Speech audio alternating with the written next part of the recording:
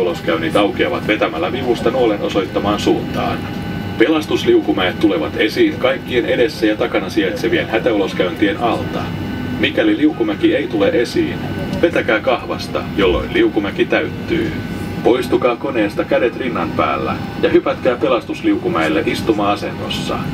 Mikäli koneessa on sähkökatkos, lattialla oleva valaistu hätävalaistus johtaa teidät uloskäynnille. Pelastusliivi on istuimenne alla.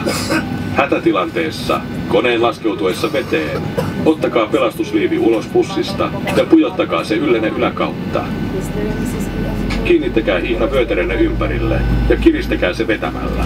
Täyttäkää pelastusliivi uloskäynnin luona vetämällä molemmista punaisista vetimistä varmoin ottein alaspäin. Pelastusliivi voidaan myös täyttää puhaltamalla liivin etuosassa oleviin suukappaleisiin. Valo syttyy huomion kiinnittämiseksi. Mikäli pelastusliivi puetaan pienen lapsen ylle, tulee vetää ainoastaan toisesta punaisesta vetimestä. Tupakointi on kielletty kaikkialla koneessa. Matkustajille tiedoksi, että kaikissa WC:issä on savun ilmaisimet. Matkapuhelinten käyttö lennon aikana ei ole sallittua, sillä ne saattavat häiritä lentojärjestelmiä. Mikäli laitteessanne on lentotila, aktivoikaa se nyt ja sammuttakaa laite ennen nousua. Kaikki elektroniset laitteet tulee olla sammutettuina, kun kiinnität turvavyösikyltti palaa. Hyvät matkustajat, olemme nyt valmistautumassa nousuun.